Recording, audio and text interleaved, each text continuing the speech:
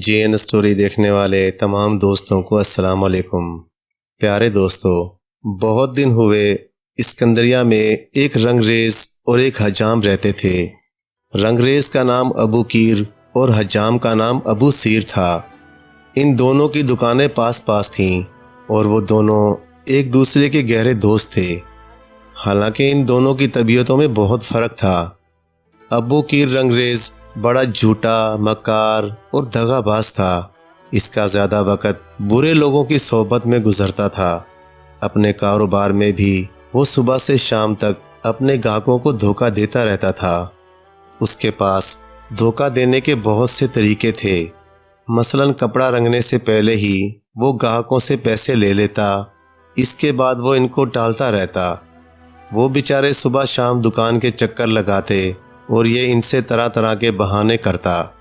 کبھی کہتا رنگ نہیں ملا، کبھی کہتا بیوی بیمار ہے اس لیے کپڑے نہیں رنگ سکا، کبھی خود اپنی بیماری کا بہانہ کرتا، کبھی یہ کہہ کر ٹال دیتا کہ مہمان آ گئے تھے اس لیے کام نہ کر سکا۔ آخر میں جب گاہک عاجز آ جاتے اور کہتے کہ اچھا بھائی، اگر رنگ نہیں لے سکے تو ہمارے کپڑے ہی واپس کر دو، تو وہ اس کے جواب میں منہ بنا کر کہتا کیا بتاؤں اصل بات کیا ہے۔ جب وہ اصل بات پوچھتے تو کہتا اصل بات یہ ہے کہ میں نے خوب اچھی طرح رنگنے کے بعد جب کپڑا سوکھنے کے لیے باہر لٹکایا تو وہ چوری ہو گیا۔ اور وہ پھر آہستہ سے کہتا چور کا تو مجھے پتا ہے، لیکن پڑوس کا معاملہ ہے، کہوں تو کیسے کہوں کہ میرے پڑوسی حجام کو چوری کرنے کی عادت ہے۔ سمجھ میں نہیں آتا کہ آپ کو کیسے منہ دکھاؤں۔ اس کے جواب میں گاہک زیادہ تر یہی کہتے کہ خیر کوئی بات نہیں، گیا تو گیا، اللہ ہمیں اور دے دے گا، اور صبر کر کے رہ جاتے۔ حالانکہ ان کا کپڑا بھی گیا اور رنگائی کے پیسے بھی جو وہ پیشگی لے لیتا تھا۔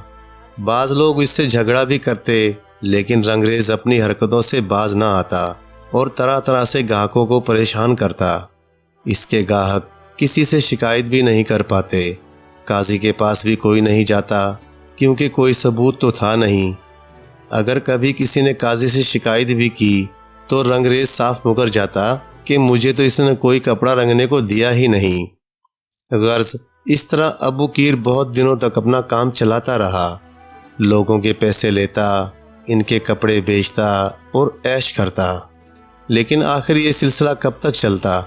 کچھ دنوں کے بعد شہر کے ہر آدمی کو معلوم ہو گیا کہ ابو قیر رنگریز دھوکے باز آدمی ہے۔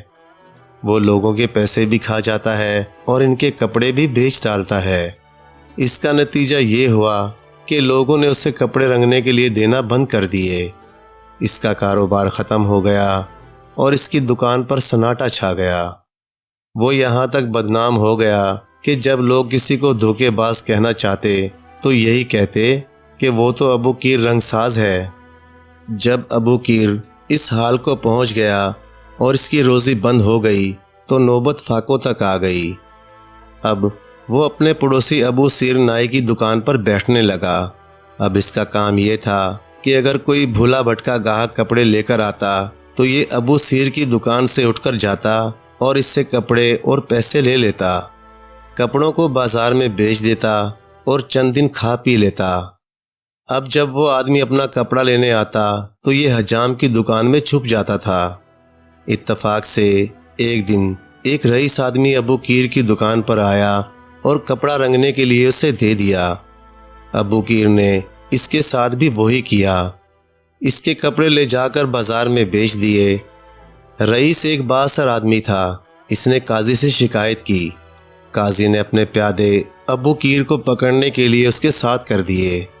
ابو قیر نے قاضی کے پیادوں کو آتے دیکھا تو سمجھ گیا کہ اب شامت آئی ہے، چنانچہ وہ چپ چاپ حجام کی دکان سے نکل کر بھاگ گیا۔ جب پیادوں نے ابو قیر کو نہ پایا تو انہوں نے اس کی دکان کا تالا توڑ دیا، مگر دکان میں کچھ نہ تھا۔ قاضی کے حکم پر وہ دکان رئیس کے حوالے کر دی گئی۔ ابو قیر جب حجام کی دکان پر واپس آیا تو اس کو سارا حال معلوم ہوا۔ ابو سیر نے اس سے کہا میرے بھائی، تم لوگوں کو کیوں پریشان کرتے ہو؟ ان کے کپڑے تک واپس نہیں دیتے ہو، اب تمہاری دکان بھی ہاتھ سے گئی۔ ابو قیر نے جواب دیا، کیا بتاؤں، جب کپڑے رنگنے آتے ہیں تو کوئی انہیں چوری کر کے لے جاتا ہے۔ ابو سیر نے کہا، یہ تو عجیب بات ہے کہ ہر کپڑا چوری ہو جاتا ہے۔ کیا بات ہے کہ اس بازار میں سوائے تمہارے دکان کے کسی اور کی دکان میں چوری کیوں نہیں ہوتی؟ سچ سچ بتاؤ کہ معاملہ کیا ہے؟ یہ سن کر رنگریز نے کہا، سچی بات یہ ہے کہ میرے پاس رنگنے کا سامان نہیں ہے، میرے حالات بہت خراب ہیں، میں رنگ نہیں سکتا، تو واپس کس طرح دوں؟ ابو سیر کو اپنے پڑوسی کی حالت پر بڑا افسوس ہوا۔ وہ دل کا بہت اچھا تھا، کہنے لگا، کوئی بات نہیں، تم میرے ساتھ رہو، جو میں کھاتا ہوں وہ تم کھاؤ، آخر میں تمہارا پڑوسی ہوں، میرا فرض ہے کہ میں تمہارے کام آؤں۔ ابو قیر کو اور کیا چاہیے تھا، وہ ابو سیر کے ساتھ رہنے لگا۔ مفت کی روٹی مل رہی تھی۔ ایک دن ابو سیر حجام نے ابو قیر سے کہا، بھائی، میرا حال بھی خراب ہو گیا ہے، کاروبار کم ہے، دکان میں آئینے ٹوٹ گئے ہیں، استروں کی بھی ضرورت ہے، میرے پاس پیسہ نہیں کہ میں خرید سکوں، حمام میں بھی سامان کی ضرورت ہے، سمجھ میں نہیں آ رہا کہ کیا کروں۔ ابو قیر رنگریز نے کہا، دیکھو بھائی، پیسے کے بغیر کاروبار نہیں ہوتا، میرا کام بھی اسی وجہ سے ختم ہوا ہے، اور اب تمہارا کام بھی ختم ہو رہا ہے، حالانکہ اس شہر میں تمہارے مقابلے میں کوئی دوسرا حجام بھی نہیں ہے، اگر تم کہو تو میں ایک رائے دوں؟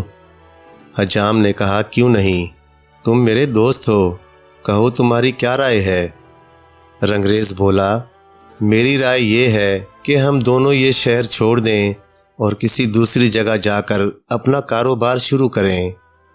تم جانتے ہو کہ میرے جیسا کوئی دوسرا رنگ ساز اس شہر میں نہیں ہے، تمہارا بھی اپنے کام میں کوئی جواب نہیں ہے، لیکن کیا کریں، اس شہر میں ہمارا کوئی قدردان نہیں رہا۔ مجھے یقین ہے کہ پردیس جا کر ہماری قسمت کے دروازے کھل جائیں گے، نئی جگہ ہمارا کاروبار خوب چلے گا اور ہم بہت جلد دولت مند ہو جائیں گے۔ ابو قیر نے سفر کے اور بھی بہت فائدے بیان کیے۔ اس کا ابو سیر پر بہت اثر ہوا اور اس نے طے کر لیا کہ وہ اس شہر کو چھوڑ کر کہیں اور چلا جائے گا۔ چنانچہ اس نے اپنی دکان کا سامان بیچنا شروع کر دیا۔ جب سارا سامان بک گیا اور اس کے پاس کچھ روپیہ آ گیا تو دونوں نے سفر کا دن مقرر کیا۔ چلنے سے پہلے ابو قیر رنگریز نے ابو سیر حجام سے کہا، آؤ ہم دونوں قرآن پاک پر ہاتھ رکھ کر یہ قسم کھائیں کہ جو بھی کمائیں گے وہ مل کر خرچ کریں گے، اور جب یہاں واپس آئیں گے تو جو رقم بچے گی اس کو برابر بانٹ لیں گے۔ ابو سیر نیک دل اور سادہ آدمی تھا، اس نے قرآن پر ہاتھ رکھ کر یہ عہد کر لیا۔ اب یہ دونوں بندرگاہ پر پہنچے اور ایک جہاز پر سوار ہو گئے۔ اس جہاز پر کل 140 مسافر سوار تھے۔ ان دونوں کی قسمت اچھی تھی کہ جہاز پر کوئی حجام نہ تھا۔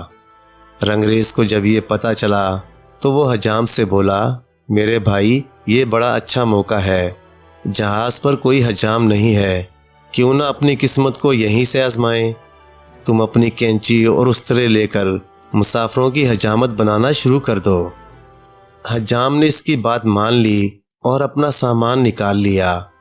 ایک مسافر نے جو یہ دیکھا تو کہنے لگا، بھائی، میرے بال بہت بڑھ گئے ہیں، تم میری حجامت بنا دو۔ ابو سیر نے اس کی حجامت بنا دی۔ جب مسافر پیسے نکال کر دینے لگا تو ابو سیر نے کہا، جناب، میں یہ پیسے لے کر کیا کروں گا؟ میرے پاس کھانے کو کچھ نہیں ہے، اگر کچھ کھانے کو مل جائے تو بہت اچھا ہوگا۔ میرا ایک دوست بھی ہے، وہ بھی میرے ساتھ ہے، ہم دونوں کھا پی کر رات گزارا کر لیں گے۔ اس آدمی نے ابو سیر کو کھانا دے دیا۔ ابو سیر وہ کھانا لے کر ابو قیر کے پاس آیا تو وہ بہت خوش ہوا۔ دونوں نے مل کر کھانا کھایا۔ اب تو ابو سیر یہی کام کرنے لگا اور اس کا کام خوب چل نکلا۔ وہ اور اس کا ساتھی ابو قیر کھانے کی طرف سے بے فکر ہو گئے۔ حجام صبح سے شام تک کام کرتا، کسی سے روٹی ملتی، کسی سے پنیر، کسی سے شہد، کسی سے گوشت۔ رنگریز کاہل نکٹھو دن بھر چادر تان کر سوتا رہتا، بس کھانا کھانے کے لیے اٹھتا، کھانا کھا کر پھر سو جاتا۔ ابو سیر لوگوں سے بہت اخلاق سے بات کرتا۔ اگر کوئی اسے کچھ دیتا تو وہ خوشی سے قبول کر لیتا، کسی سے حجت نہیں کرتا تھا۔ جہاز کے سب مسافر اس سے بہت محبت کرنے لگے اور اس کا خیال رکھتے۔ ایک روز جہاز کے کپتان کو معلوم ہوا کہ ابو سیر نامی ایک حجام اس کے جہاز میں سفر کر رہا ہے اور بہت اچھے بال بناتا ہے، تو اس نے ابو سیر کو بلا بھیجا اور اپنے بال بنوائے۔ وہ ابو سیر کے کام سے بہت خوش ہوا اور دیر تک اس کا حال پوچھتا رہا۔ ابو سیر نے اپنی دکان اور اپنے دوست کی پریشانی کا حال سنایا۔ کپتان بہت نیک دل تھا۔ حجام اور رنگریز کی پریشانی کا حال سن کر اسے بہت افسوس ہوا اور ابو سیر کے ساتھ اسے ہمدردی پیدا ہو گئی۔ اس نے ابو سیر سے کہا، بھائی تم کیوں پریشان ہوتے ہو؟ تم دونوں رات کا کھانا میرے ساتھ کھا لیا کرو۔ اس روز شام کو ابو سیر اپنے دوست کے پاس آیا تو کھانے کی بہت سی چیزیں اس کے پاس تھیں۔ ابو کیر اتنی چیزیں دیکھ کر خوش ہو گیا اور فوراً کھانے کو بیٹھ گیا۔ ابو سیر نے اس سے کہا، آج اسے کھانے کی ضرورت نہیں، اسے رکھو، کل کام آئے گا۔ آج تو جہاز کے کپتان نے ہماری دعوت کی ہے، ہم کھانا اسی کے ساتھ کھائیں گے، تم کو بھی اس نے بلایا ہے۔ ابو کیر نے جواب دیا، بھائی کپتان کے پاس تو کھانا تم ہی کھاؤ، میری طبیعت ٹھیک نہیں ہے، اس لیے میں تو جاؤں گا نہیں، میں تو یہی کھانے کا سامان جو تم لائے ہو کھا لوں گا۔ پھر وہ کھانے پر ٹوٹ پڑا اور جلدی جلدی دونوں ہاتھوں سے کھانا کھانے لگا۔ اتنے میں کپتان کا نوکر آیا اور کہنے لگا کہ کپتان کھانے پر انتظار کر رہے ہیں۔ ابو سیر نے پھر ابو کیر سے کہا کہ اگر وہ چاہے تو چلے، مگر ابو کیر نے جانے سے انکار کر دیا اور کہنے لگا، تم ہی جاؤ، مجھ میں تو یہاں سے ہلنے کی طاقت ہی نہیں۔ ابو سیر اکیلا ہی کپتان کے پاس چلا گیا۔ اس کو اکیلا آتے دیکھ کر کپتان نے پوچھا، کیا بات ہے، تمہارا دوست نہیں آیا؟ جی ہاں، وہ بیمار ہے، اس کو سمندر کی آب و ہوا راس نہیں آئی۔ کپتان نے اسے بتایا کہ یہ بیماری نہیں، اس کا دوست بہت جلد ٹھیک ہو جائے گا۔ جہاز میں شروع میں بعض لوگوں کو چکر آتے ہیں اور طبیعت خراب رہتی ہے۔ کپتان نے ابو سیر کو بہت محبت سے کھانا کھلایا اور جب وہ کھانا کھا کر جانے لگا تو ایک بہت بڑی سی رکابی کھانے سے بھر کر اسے دیتے ہوئے کہا، یہ لو، یہ تمہارے دوست کے لیے ہے۔ ابو کیر نے حجام کو ایک بڑی سی رکابی ہاتھ میں لیے آتے دیکھا تو پوچھا، یہ کیا ہے؟ یہ کباب ہیں، کپتان نے تمہارے لیے بھیجے ہیں، اب تم یہ کل کھانا، ابو سیر نے جواب دیا۔ ابو کیر میں اتنی تاب کہاں تھی، وہ جلدی سے رکابی پر جھپٹا اور یہ کہتے ہوئے کہ کل آئے گی تو دیکھا جائے گا، سارے کباب اسی وقت چٹ کر گیا۔ دوسرے دن سے ابو سیر کا یہ معمول بن گیا کہ وہ دن بھر تو مسافروں کی حجامت کرتا اور شام کو نہا دھو کر کپتان کے پاس چلا جاتا اور رات کا کھانا بھی وہیں کھاتا۔ مسافروں سے جو کھانا ملتا وہ ابو کیر رنگریز ہضم کر جاتا اور رات کو کپتان جو کھانا بھیجتا وہ بھی کھا جاتا۔ اسے کوئی کام نہ تھا، سارا دن بستر پر پڑا رہتا تھا۔ آخر 21 روز کے سفر کے بعد جہاز کسی بندرگاہ پر پہنچا۔ ابو سیر اور ابو کیر جہاز سے اتر کر شہر میں داخل ہوئے اور ایک سرائے میں کمرہ لے کر رہنے لگے۔ انہیں نئے شہر میں آئے جب 2-4 دن ہو گئے تو ابو کیر رنگریز نے ابو سیر سے کہا، میری تو طبیعت ٹھیک نہیں ہے، اب میں کوئی کام نہیں کر سکتا، البتہ تم اپنا کام شروع کر دو، مجھے یقین ہے کہ لوگ تمہارے کام کو بہت پسند کریں گے اور تمہارا کام بہت جلد چل نکلے گا۔ ابو سیر فوراً تیار ہو گیا اور اپنی حجامت بنانے کا سامان لے کر نکل پڑا۔ وہ دن بھر شہر میں گھوما اور بہت سے لوگوں کی حجامت بنائی۔ واقعی اس کا کام بہت جلد چل نکلا اور پورے شہر میں اس کی شہرت پھیل گئی۔ ابو سیر کو روزانہ اچھی اجرت مل جاتی تھی۔ وہ شام کو اچھے کھانے لے کر سرائے آتا۔ ابو کیر فوراً کھانا کھانے کو بیٹھ جاتا اور ذرا سی دیر میں صاف کر دیتا۔ اسی طرح 40 دن گزر گئے۔ ابو سیر بیچارہ سارا دن کام کرتا اور ابو کیر بیماری کا بہانہ کیے سرائے میں پڑا رہتا اور مفت کی روٹیاں توڑتا رہتا۔ ابو سیر اپنی شرافت میں اسے کچھ نہ کہتا بلکہ اس کا بڑا خیال رکھتا۔ ایک دن ابو سیر بیمار ہو گیا اور اس کی طبیعت اتنی خراب ہو گئی کہ اٹھنا بیٹھنا مشکل ہو گیا۔ اس نے سرائے کے مالک سے کہا، جب تک میں بیمار ہوں تم میرے اور میرے دوست کے لیے کھانا لا دیا کرو، میں قیمت دے دیا کروں گا۔ سرائے کا مالک کھانا لانے لگا۔ چند روز بعد ابو سیر کی بیماری اور بڑھ گئی اور وہ نیم بے ہوشی کی حالت میں اپنے کمرے میں پڑا رہنے لگا۔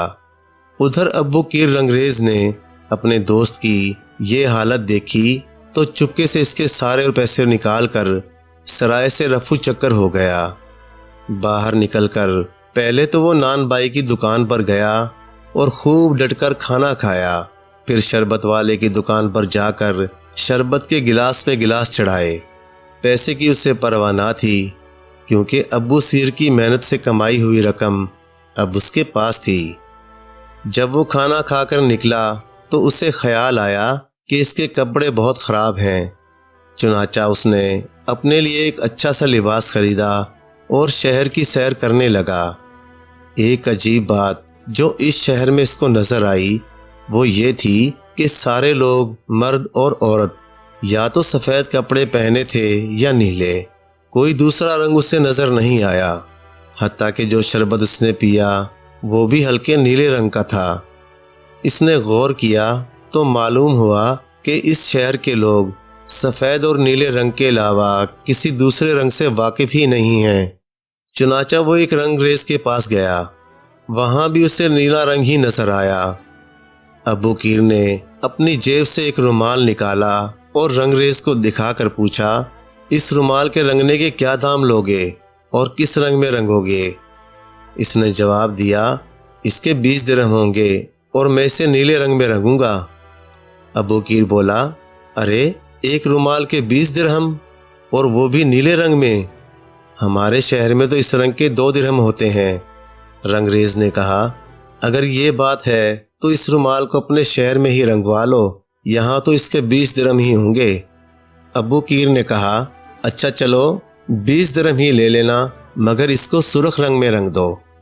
رنگریز نے کہا، سرخ رنگ کیسا ہوتا ہے؟ میں تو ایسا کوئی رنگ نہیں جانتا۔ ابو قیر نے کہا، اچھا اگر سرخ رنگ نہیں جانتے تو ہرا ہی کر دو۔ رنگ ساز نے جواب دیا، ہرا بھی کوئی رنگ ہے؟ ابو قیر نے اس کے بعد کئی اور رنگ گنوائے، پیلا، نارنجی، بسنتی، مگر ہر بار رنگریز نے یہی کہا کہ ایسا کوئی رنگ نہیں ہے اور وہ صرف نیلا رنگ جانتا ہے۔ اب ابو قیر کو یقین ہو گیا کہ اس شہر میں لوگ صرف نیلا رنگ ہی جانتے ہیں۔ اس نے پوچھا، کیا تمہارے شہر کے دوسرے رنگریز بھی نہیں جانتے کہ کوئی اور رنگ بھی ہوتا ہے؟ رنگ ساز نے کہا، یہاں اس شہر میں کل 40 رنگریز ہیں، ہمارے علاوہ اس کام کو کوئی اور نہیں کر سکتا۔ ہم رنگنے کا کام کسی کو سکھاتے بھی نہیں، یہ ہمارا خاندانی پیشہ ہے۔ ہمارے باپ دادا یہی کام کرتے آئے ہیں اور ہم نے نیلے رنگ کے علاوہ کسی اور رنگ کا نام نہیں سنا ہے۔ جب ابو قیر نے یہ سنا تو بولا، بھائی میں بھی تمہاری طرح رنگ ساز ہوں، میں تو طرح طرح کے رنگوں میں کپڑے رنگ سکتا ہوں۔ اگر تم مجھے اپنی دکان میں نوکر رکھ لو تو میں تم کو سارے طریقے بتا دوں گا اور تمہارے ہاں مختلف قسم کے رنگوں میں کپڑے رنگ دوں گا۔ رنگ ساز نے جواب دیا کہ اس شہر میں پردیسیوں کو نوکر رکھنے کی اجازت نہیں ہے۔ اچھا تو اگر میں اپنے پیسوں سے دکان کھول لوں تو؟ تم یہ بھی نہیں کر سکتے کیونکہ اس کی اجازت نہیں ہے، رنگریز نے جواب دیا۔ یہ سن کر ابو قیر وہاں سے آگے بڑھا اور ایک ایک کر کے ہر رنگریز کے پاس گیا اور ان سے کہا کہ وہ اس کو ملازم رکھ لیں، لیکن ہر جگہ سے اسے ایک ہی جواب ملا کہ پردیسیوں کو ملازم رکھنے کی اجازت نہیں ہے، اسے کسی نے دکان کھولنے کی اجازت بھی نہیں دی۔ ابو قیر اس سے بڑا پریشان ہوا، پھر اس نے سوچا کہ بادشاہ کے پاس جانا چاہیے، شاید وہ اجازت دے دے۔ چنانچہ ابو قیر رنگریز بادشاہ کے محل میں جا پہنچا اور بادشاہ کی خدمت میں حاضر ہو کر کہنے لگا، جہاں پناہ میں ایک پردیسی ہوں، میں اپنے ملک میں رنگ سازی کا کام کرتا تھا میں 40 رنگوں میں کپڑے رنگ سکتا ہوں، لیکن آپ کے ملک کے رنگ ساز مجھے ملازم رکھنے کو تیار نہیں اور نہ ہی الگ دکان کھولنے کی اجازت دیتے ہیں۔ بادشاہ نے حیرانی سے پوچھا، کیا نیلے رنگ کے علاوہ اور بھی کسی رنگ میں کپڑے رنگے جا سکتے ہیں؟ جی حضور، بہت سے رنگوں میں، زرد، گلابی، ہرا، سرخ، پیازی، کتھئی، انابی، بہت رنگ ہیں۔ میں ہر رنگ میں کپڑے رنگ سکتا ہوں۔ بادشاہ یہ سن کر خوش ہو گیا اور کہنے لگا کہ اگر وہ اتنے رنگوں میں کپڑے رنگ سکتا ہے تو اسے پریشان ہونے کی ضرورت نہیں۔ نہ صرف یہ کہ اس کو اپنی دکان کھولنے کی اجازت ہے، بلکہ اسے دکان خریدنے اور سامان مہیا کرنے کے لیے جتنی رقم کی ضرورت ہوگی وہ شاہی خزانے سے دی جائے گی۔ پھر بادشاہ نے حکم دیا کہ ابو قیر رنگریز کو شہر میں ایک اچھی سی دکان دے دی جائے اور سامان خریدنے کے لیے 1000 درہم بھی دے دیے جائیں۔ بادشاہ نے ابو قیر کو پہننے کے لیے قیمتی لباس، سواری کے لیے گھوڑا اور خدمت کے لیے غلام بھی دے دیے۔ اگلے دن ابو قیر کو شہر کے بیچوں بیچ اس کی پسند کی ایک بڑی سی دکان خالی کرا کر دے دی گئی، جہاں اس نے اپنے غلاموں کی مدد سے رنگ سازی کا ضروری سامان اکٹھا کیا اور کام شروع کر دیا۔ بادشاہ نے ابو قیر کو اپنے بہترین کپڑے رنگنے کے لیے بھجوائے۔ ان میں سوتی، اونی اور ریشمی سبھی طرح کے کپڑے تھے۔ ابو قیر نے انہیں مختلف رنگوں میں رنگنے کے بعد دکان کے آگے سوکھنے کو لٹکا دیا۔ جیسے ہی یہ کپڑے اس نے لٹکائے، لوگوں کی ایک بھیڑ اکٹھی ہو گئی۔ یہاں کے لوگوں نے اتنے اچھے اچھے رنگ پہلے کہاں دیکھے تھے؟ وہ بیچارے تو صرف نیلے رنگ ہی سے واقف تھے۔ ہر طرف ایک شور مچ گیا کہ بادشاہ کے رنگریز نے بڑے خوبصورت رنگوں میں کپڑے رنگے ہیں۔ ان کپڑوں کے رنگوں کی ایسی شہرت ہوئی کہ جسے دیکھو وہ انہیں دیکھنے چلا آ رہا تھا۔ لوگ اس سے ان رنگوں کے نام پوچھتے اور وہ ایک ایک کو بتاتا۔ جب بادشاہ کو اطلاع ہوئی تو وہ خود ابو قیر رنگریز کی دکان پر کپڑے دیکھنے آیا۔ طرح طرح کے خوبصورت رنگوں کو دیکھ کر وہ بہت خوش ہوا۔ بادشاہ کے کپڑے محل میں گئے تو ملکہ اور محل کی دوسری عورتوں نے بھی اپنے اپنے کپڑے رنگنے کو بھیجے۔ درباریوں نے الگ اپنے کپڑے رنگنے کو دیے۔ غرض چند ہی دنوں میں شاہی دربار کا ہر آدمی نئے نئے رنگوں کے کپڑے پہنے نظر آ رہا تھا۔ شہر کا بھی ہر آدمی چاہتا تھا کہ ابو قیر کے ہاں ہی کپڑے رنگنے کو دے۔ اس کی دکان پر کپڑوں کا ڈھیر لگ گیا۔ دوسرے رنگریزوں کا کام ٹھپ ہو گیا اور وہ ابو قیر کے پاس آئے کہ وہ انہیں رنگریزی سکھا دے یا پھر اپنے ہاں ملازم رکھ لے، مگر ابو قیر نے سب کو ڈانٹ کر بھگا دیا۔ اب ابو قیر بہت مالدار ہو گیا تھا۔ اس نے ایک شاندار حویلی اپنے رہنے کو لی تھی اور دکان بھی خوب عمدہ بنا لی۔ بادشاہ نے اس کو کئی غلام اور دے دیے جن کو اس نے رنگ ریزی کا کام سکھا دیا تھا۔ وہی سب کام کرتے تھے اور ابو قیر آرام سے بیٹھا رہتا تھا۔ جب ابو قیر اپنے دوست ابو سیر حجام کو سرائے میں بیمار چھوڑ کر اس کا روپیہ پیسہ لے کر چلا آیا تو وہ 2 دن اور 2 راتیں اسی طرح بے حال پڑا رہا۔ سرائے کے مالک نے جب 2 دن تک ابو سیر کو نہیں دیکھا تو وہ حال معلوم کرنے اس کے کمرے میں آیا۔ ابو سیر بیچارے کو بے دم پڑا پایا۔ اس نے اسے سہارا دے کر اٹھایا، پانی پلایا، پھر پوچھا کہ اس کا کیا حال ہے اور اس کا دوست کہاں ہے؟ ابو سیر نے کہا، اللہ جانتا ہے ابو قیر کہاں ہے، مجھے تو کئی روز سے اپنی ہی خبر نہیں۔ اس وقت تم نے اٹھایا تو ذرا ہوش آیا ہے۔ میرے پیسے ادھر تھیلی میں رکھے ہیں، وہ نکال لو اور میرے لیے کچھ کھانے پینے کا انتظام کرو۔ مجھے بہت بھوک لگی ہے اور کمزوری بھی محسوس ہو رہی ہے، کھا پی کر شاید کچھ طاقت آ جائے۔ سرائے کے مالک نے کمرے میں ہر طرف ڈھونڈا لیکن روپیوں کی تھیلی اسے نظر نہیں آئی۔ وہ سمجھ گیا کہ یہ حجام کے دوست کی حرکت ہے جو رقم لے کر غائب ہو گیا ہے۔ اس نے ابو سیر سے کہا، تمہارا دوست تمہاری ساری رقم لے کر چلتا بنا ہے۔ خیر تم پریشان نہ ہو، اللہ ہر ایک کی نیکی اور برائی کو دیکھتا ہے۔ جب تک تم پوری طرح صحت مند نہیں ہو جاتے میں خود تمہاری دیکھ بھال کروں گا۔ سرائے کے مالک نے جلدی جلدی شوربہ تیار کیا اور ابو سیر کو اٹھا کر اپنے ہاتھوں سے پلایا، پھر اسے آرام کرنے کو لٹا دیا، دوا بھی لا کر دے دی۔ سرائے کے مالک نے 2 مہینے تک پوری توجہ سے ابو سیر کی دیکھ بھال کی، یہاں تک کہ وہ صحت یاب ہو گیا۔ ایک دن جب وہ بالکل ٹھیک ہو گیا تو سرائے کے مالک سے کہنے لگا، جب بھی اللہ نے مجھے اس قابل کیا، میں تمہاری محبت اور نیکی کا بدلہ چکانے کی کوشش کروں گا۔ تم نے اس بیماری میں جس طرح میری دیکھ بھال کی ہے، میں اسے کبھی نہیں بھول سکتا۔ سرائے کے مالک نے کہا، تم بالکل فکر نہ کرو، اللہ کا شکر ادا کرو جس نے تمہاری بیماری دور کی اور تمہیں پھر اس قابل کیا کہ تم چل پھر سکو، یہ اسی کا فضل و کرم ہے۔ ابو سیر حجام نے اپنی حجامت کا سامان اٹھایا اور کام پر نکل پڑا۔ جب وہ کام کی تلاش میں پھر رہا تھا تو شہر کے بیچوں بیچ اسے ابو کیر رنگریز کی دکان نظر آئی۔ وہاں بہت بھیڑ تھی۔ اس نے لوگوں سے پوچھا، یہ بھیڑ کیسی ہے؟ انہوں نے کہا، ارے بھائی، کیا تم اس شہر میں اجنبی ہو؟ یہ شاہی رنگ ساز ابو کیر کی دکان ہے، اس نے یہاں کی کایا پلٹ دی ہے۔ ہم لوگ پہلے صرف ایک ہی رنگ سے واقف تھے، اس نے تو رنگوں کی بہار لگا دی ہے۔ ابو سیر یہ سن کر بہت خوش ہوا۔ آخرکار اس کے دوست کی قسمت ہی چمک گئی۔ اس نے سوچا، اس نے بلا وجہ ابو کیر پر شک کیا، دراصل وہ اسی کام کی وجہ سے اس کو چھوڑ کر آیا ہوگا اور اب بیچارے کو کام کی وجہ سے فرصت نہیں ملی ہوگی، ورنہ وہ ضرور میرے پاس آتا۔ غالباً اس نے میری تھیلی اس لیے اٹھائی ہوگی کہ اسے اپنے کام کے لیے روپیوں کی ضرورت ہوگی۔ ابو سیر یہ سوچ سوچ کر خوش ہو رہا تھا کہ ابو کیر اب میری مدد کرے گا۔ وہ جلدی جلدی آگے بڑھا اور بھیڑ کو چیرتا ہوا دکان کے اندر داخل ہو گیا۔ کیا دیکھتا ہے کہ سامنے ایک تخت پر عمدہ قالین بچھا ہے، تکیے لگے ہیں اور ابو کیر بہترین کپڑے پہنے ٹانگ پھیلائے بیٹھا ہے۔ دونوں طرف 2 خدمتگار کھڑے ہیں، اندر 10-12 آدمی رنگائی کا کام کر رہے ہیں۔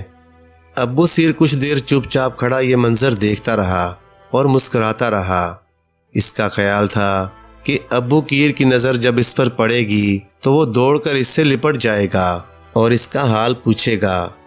ابھی وہی سوچ کر دل ہی دل میں خوش ہو رہا تھا کہ ابو کیر کی نظر اس پر پڑی۔ اس نے جیسے ہی ابو سیر کو دیکھا چیخ پڑا، ابے چور کہیں کے، تجھ سے کتنی مرتبہ کہا ہے کہ میری دکان میں قدم مت رکھنا، مگر تو پھر آ گیا اپنی منحوس صورت لے کر۔ ارے کوئی ہے، پکڑو اسے، مارو، دھکا دے کر دکان سے باہر نکال دو۔ جیسے ہی اس نے یہ کہا، اس کے خدمتگار آگے بڑھے، انہوں نے ابو سیر کو پکڑ کر اس کی پٹائی کرنے لگے، پھر خوب مار پیٹ کر یہ کہتے ہوئے دکان سے دھکے دے کر نکال دیا کہ اگر اب دوبارہ ادھر نظر آیا تو جان سے مار دیا جائے گا۔ بیچارہ ابو سیر مار کھا کر باہر آیا۔ اسے مار سے زیادہ اپنے دوست کی بے وفائی کا دکھ تھا۔ وہ یہ سوچ بھی نہیں سکتا تھا کہ ابو کیر اس کے ساتھ ایسا سلوک کرے گا۔ اس کا دل ٹوٹ گیا اور وہ بے قراری سے رونے لگا۔ پھر وہ سرائے میں آ کر اپنے کمرے میں خاموش لیٹ گیا۔ اس کا بدن دکھ رہا تھا، کئی جگہ سے کھال ادھڑ گئی تھی اور خون بھی نکل آیا تھا۔ زخموں کی تکلیف سے زیادہ اسے یہ تکلیف تھی کہ اس کے دوست نے اسے دھوکہ دیا تھا۔ ساری رات اس نے کروٹ بدل کر کاٹی۔ صبح اٹھا تو سوچا کہ حمام میں جا کر نہائے تاکہ جان میں جان آئے۔ باہر نکل کر اس نے دیکھا، ایک راہگیر سے پوچھا کہ حمام کہاں ہے۔ راہگیر نے کبھی حمام کا نام بھی نہ سنا تھا۔ وہ حیران ہو کر بولا، حمام کیا ہوتا ہے؟ بھائی وہی حمام جہاں غسل کیا جاتا ہے، شہر کے لوگ جہاں نہانے جاتے ہیں، مجھے بھی نہانا ہے۔ راہگیر نے گردن ہلا کر کہا، حمام تو ہم نہیں جانتے کہ کیا ہوتا ہے، ہم تو سمندر کے کنارے جا کر نہاتے ہیں، ہمارے بادشاہ تک وہیں نہاتے ہیں۔ جب ابو سیر کو یہ بات معلوم ہوئی کہ واقعی شہر کے لوگ حمام کے بارے میں کچھ نہیں جانتے تو وہ سیدھا بادشاہ کے محل پر پہنچا۔ اس نے دربان سے کہا کہ وہ بادشاہ سے ملنا چاہتا ہے اور ایک بہت ضروری بات بادشاہ سے کہنا چاہتا ہے۔ دربان نے محل میں آ کر اطلاع کی اور ایک پہرے دار آ کر ابو سیر کو بادشاہ کی خدمت میں لے گیا۔ ابو سیر نے ادب سے جھک کر بادشاہ کو سلام کیا اور پھر بولا، عالی جا، میں آپ کے شہر میں اجنبی ہوں، میرا پیشہ حجام کا ہے۔ میں آپ کے شہر میں گھوما پھرا لیکن مجھے کہیں حمام نظر نہیں آیا۔ میں نے لوگوں سے پوچھا تو معلوم ہوا کہ وہ نہیں جانتے کہ حمام کیا ہوتا ہے۔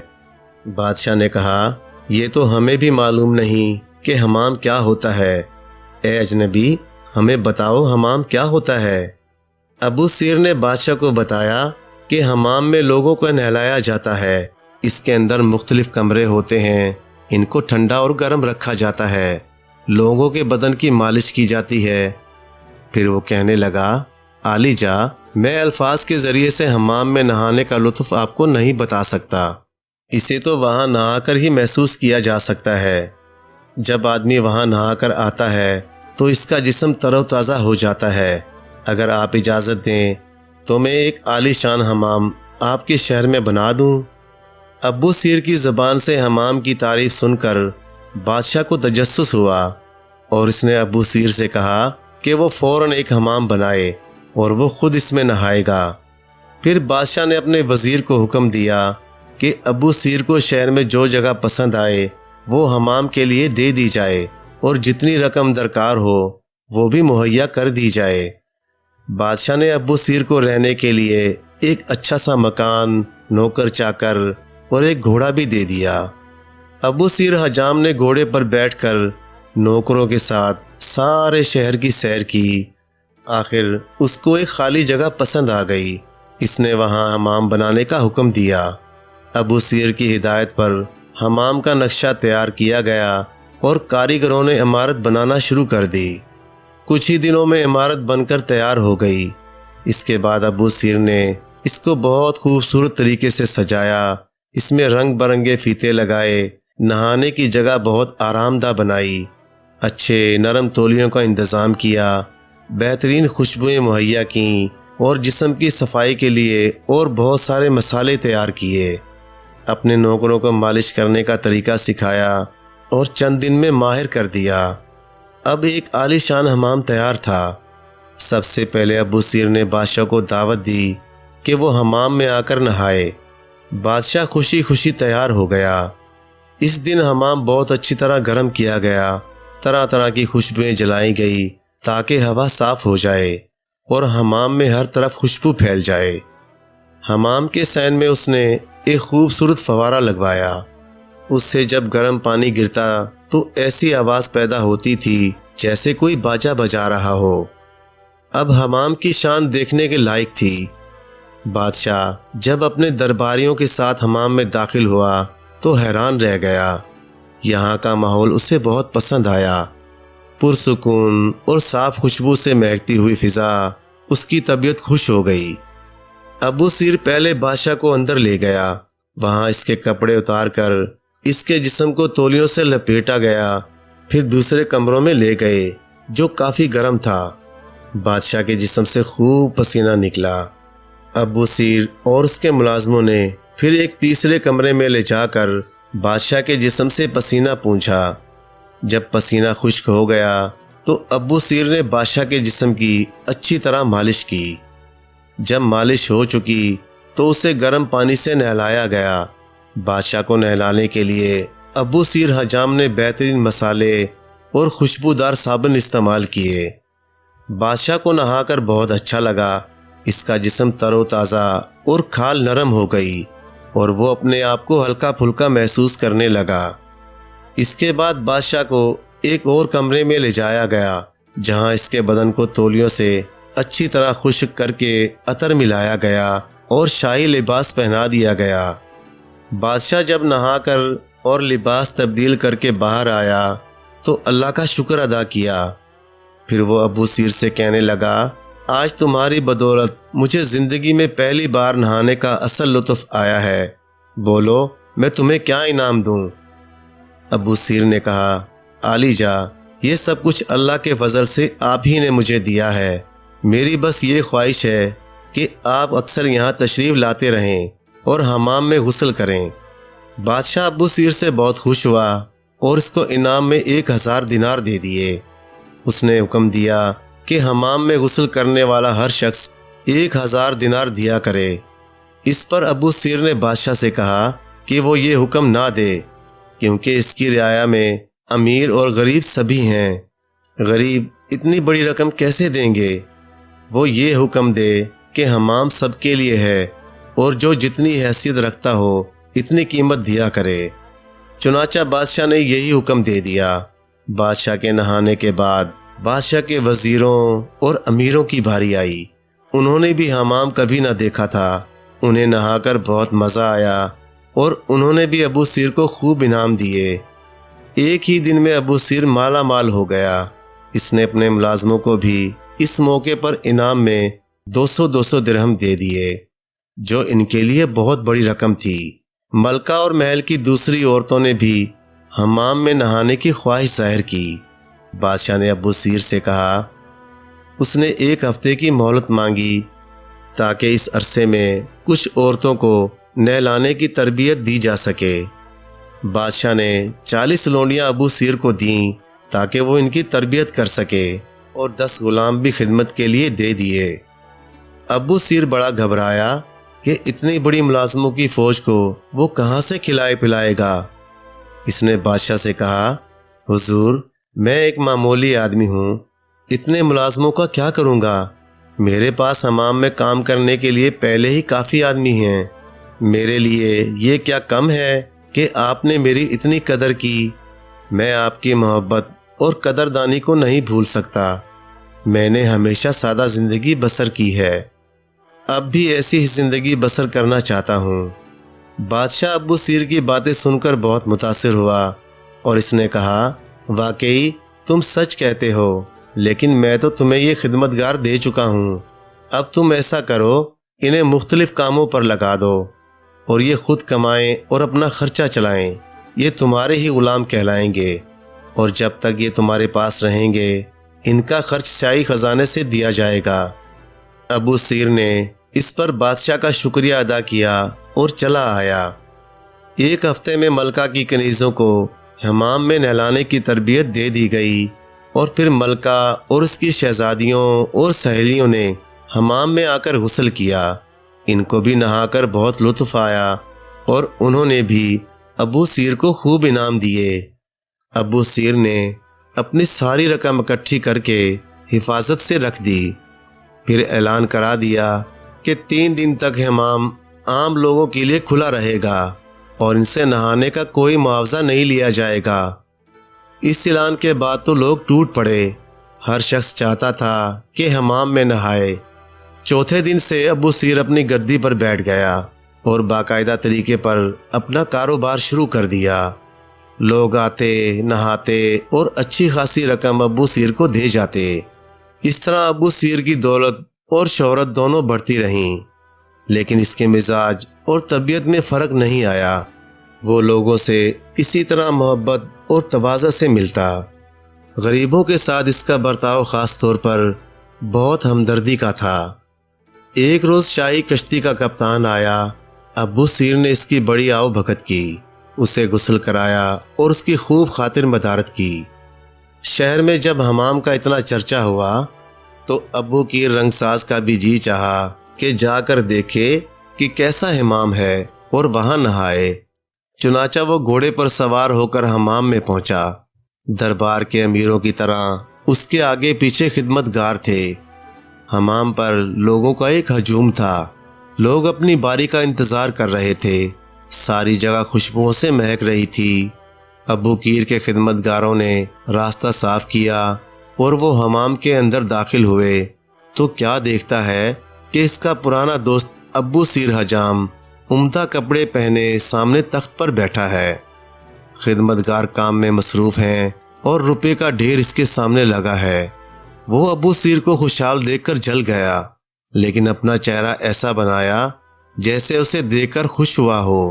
ہنس کر کہنے لگا، اچھا تو دوست کا دوست کے ساتھ یہ سلوک ہے۔ تم کو تو یہ بات اچھی طرح معلوم ہوگی کہ میں شاہی رنگ ساز ہوں اور میرا شمار امیروں میں ہوتا ہے، لیکن پھر بھی تم مجھ سے ملنے کبھی نہیں آئے۔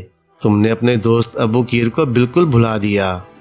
میں نے اپنے ملازموں کو تمہیں ڈھونڈنے کے لیے سرائے میں بھیجا، لیکن تمہارا کہیں پتہ نہ چلا۔ اس کے بعد شہر میں جگہ جگہ تلاش کرایا، لیکن تم کہیں نہیں ملے۔ ابو سیر نے یہ سن کر بہت اداس ہو کر کہا، اے ابو قیر، تمہارا جواب نہیں۔ جو کچھ میرے ساتھ سلوک کیا اس پر تمہیں کوئی افسوس نہیں؟ الٹا مجھ سے شکایت کر رہے ہو۔ میں بیمار تھا تو تم چھوڑ کر چلے گئے، پھر میں تم سے ملنے گیا تو تم نے مجھے چور اچکا کہا، میری پٹائی کی اور اپنے نوکروں سے دھکے دلوا کر مجھے اپنی دکان سے نکلوا دیا۔ ابو قیر نے یہ سن کر ایسی شکل بنائی جیسے اسے سخت حیرت ہو رہی ہو، اور بولا، یہ تم کیا کہہ رہے ہو؟ کیا وہ تم تھے جس کو میرے نوکروں نے مار کر دکان سے نکال دیا تھا؟ وہ تو ایک چور تھا۔ ابو سیر بولا، ہاں میں وہی تھا، تمہارا دوست ابو سیر۔ ابو قیر نے جلدی سے آگے بڑھ کر ابو سیر کا ہاتھ تھام لیا اور بولا، میرے دوست معاف کرنا، مجھ سے تمہیں پہچاننے میں بڑی غلطی ہو گئی۔ میں تو یہ سوچ بھی نہیں سکتا تھا کہ وہ تم ہو۔ بھلا تمہارے ساتھ ایسا سلوک کیسے کر سکتا تھا؟ تم اپنا نام ہی بتا دیتے تو میں تمہیں پہچان جاتا۔ خیر، اب جو ہوا سو ہوا، مجھے اللہ کے واسطے معاف کر دو۔ ابو سیر دل کا بہت نیک آدمی تھا۔ اس کے دوست نے جو اس سے اس طرح معافی مانگی تو اس کا دل صاف ہو گیا، اور اس نے کہا، اللہ تمہیں معاف کرے، شاید میری تقدیر میں یہی لکھا ہو۔ پھر ابو سیر نے ابو قیر رنگریز کو اپنے حمام میں غسل کرایا اور پھر پھلوں اور شربت سے اس کی تواضع کی۔ ابو سیر تو اس طرح محبت سے اپنے ابو قیر کی خاطر کر رہا تھا، اور ابو قیر دل ہی دل میں حجام کی خوشحالی پر جلا جا رہا تھا۔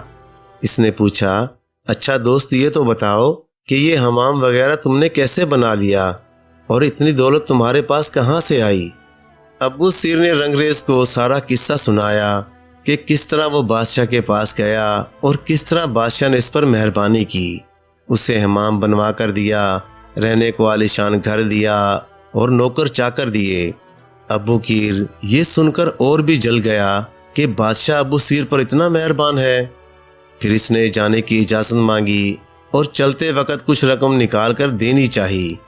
ابو سیر نے رنگریز کا ہاتھ پکڑ لیا اور بولا کہ دوستوں کے درمیان لین دین نہیں ہوتا، حمام اس کا ہے، وہ جب چاہے آئے اور نہا کر چلا جائے۔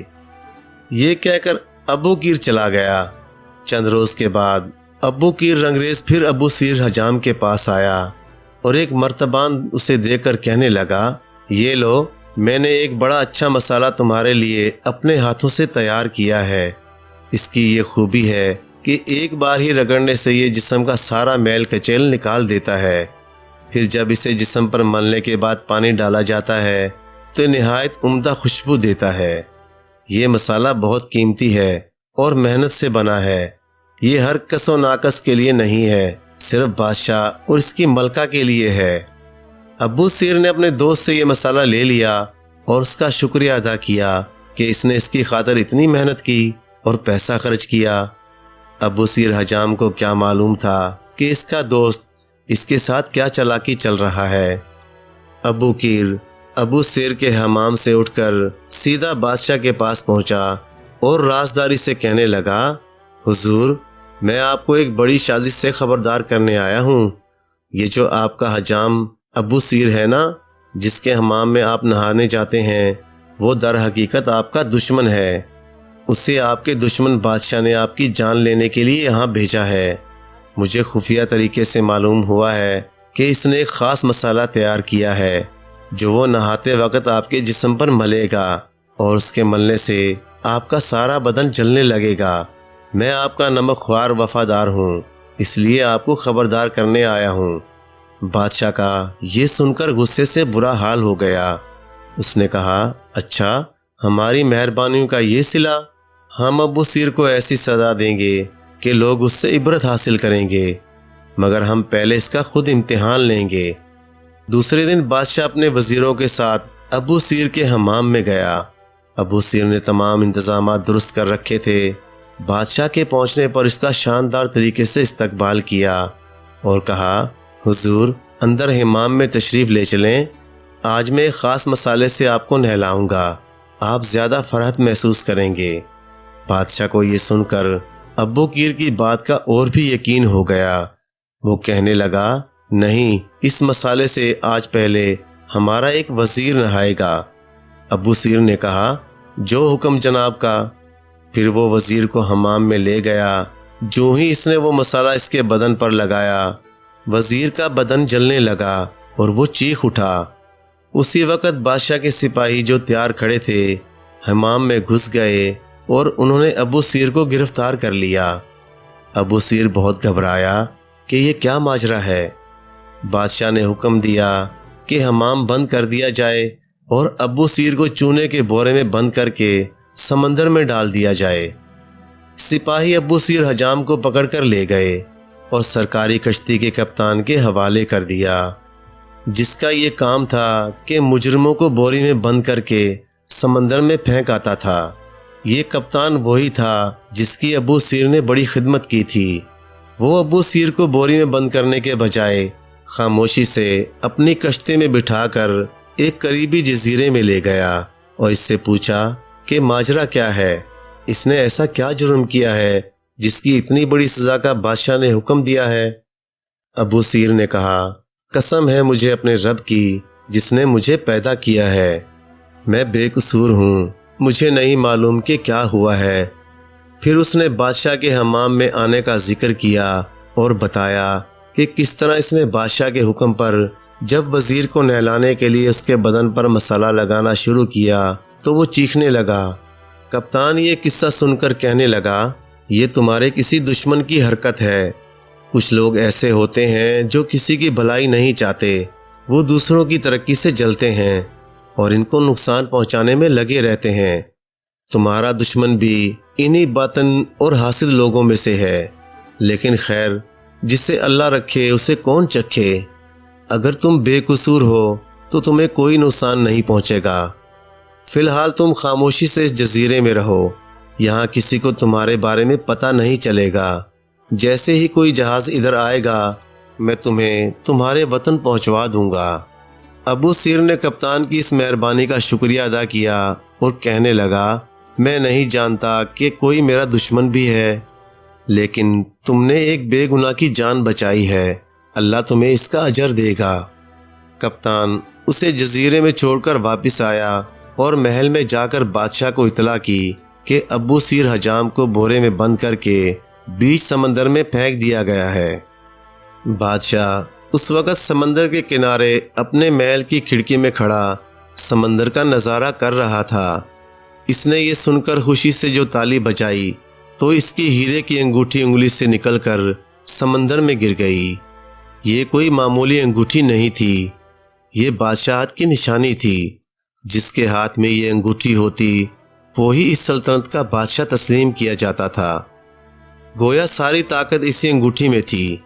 بادشاہ کے ہاتھ سے انگوٹھی کے گرتے ہی اسے یوں لگا جیسے اس کی ساری طاقت ختم ہو گئی، لیکن وہ کچھ نہیں کر سکتا تھا۔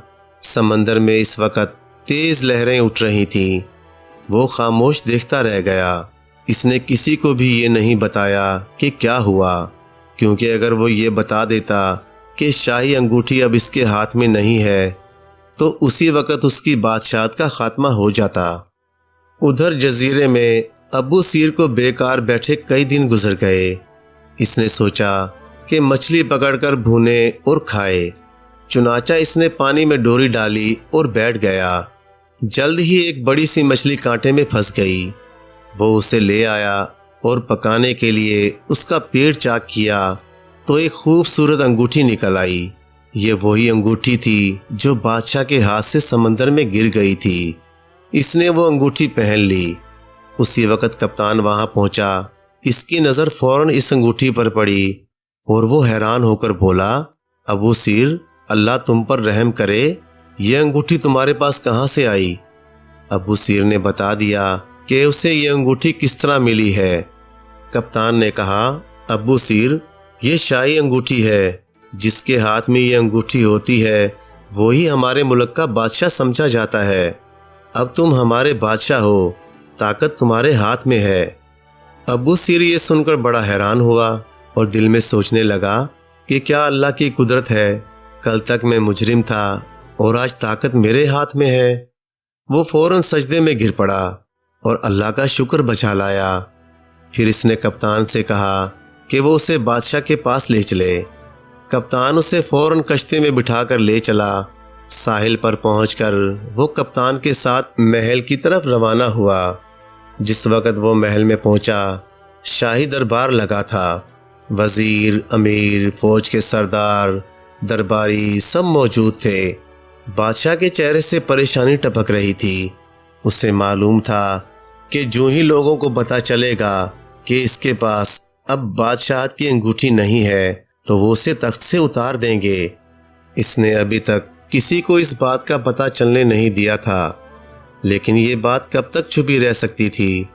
ابو سیر محل میں داخل ہوا اور دربار میں پہنچ کر بادشاہ کے سامنے کھڑا ہو گیا۔ بادشاہ نے جو اس کو دیکھا تو غصے میں آ گیا۔ پھر اس نے چمک کر سلام کیا تو شاہی انگوٹھی پر اس کی نظر پڑی جو ابو سیر اپنی انگلی میں پہنے ہوئے تھا۔ اب تو وہ سناٹے میں آ گیا۔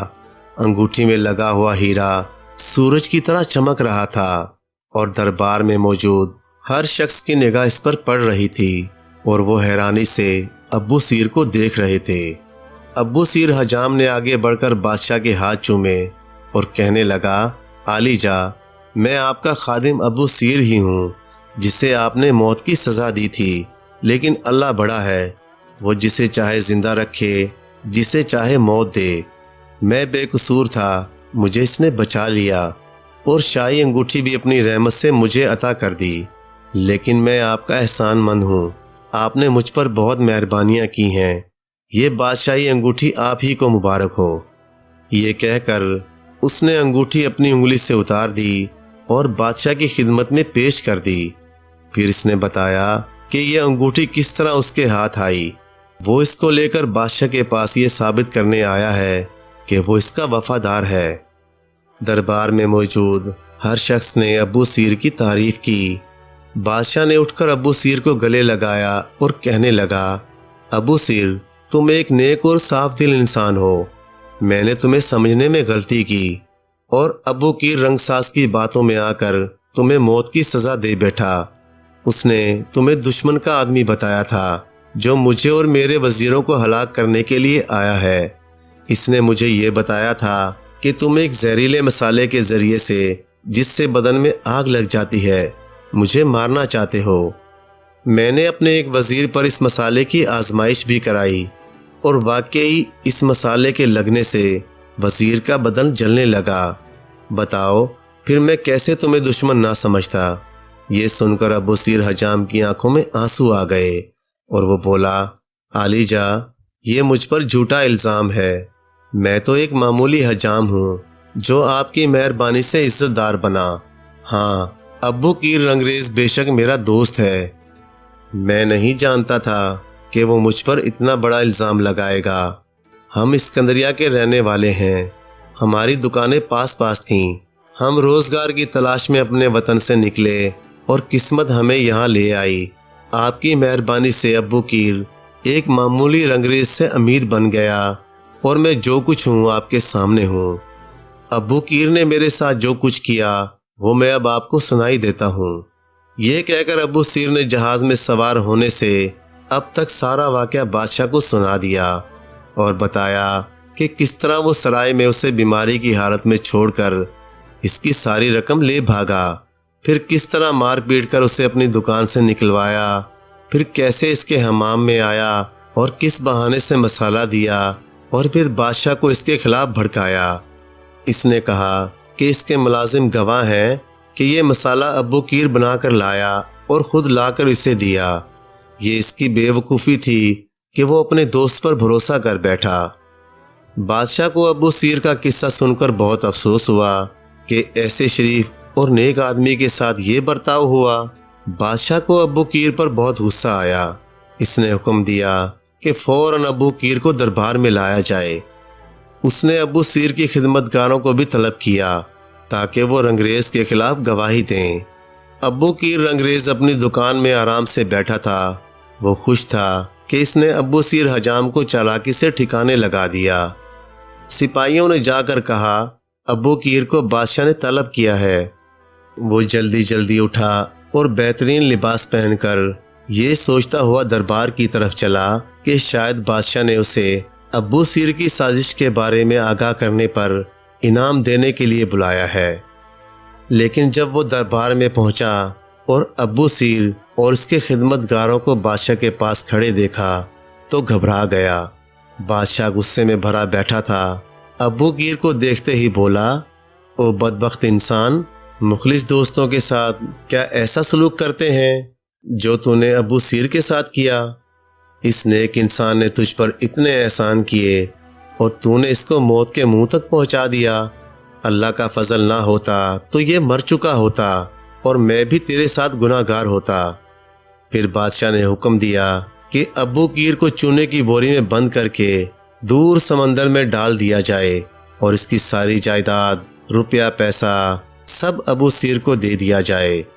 ابو سیر یہ سن کر آگے بڑھا اور بڑے ادب سے بادشاہ سے کہنے لگا، عالی جا، بے شک اس شخص نے جو میرا دوست تھا میرے ساتھ بہت برا سلوک کیا، لیکن میں نے اس کا قصور معاف کیا، آپ بھی اس کا قصور معاف کر دیجئے۔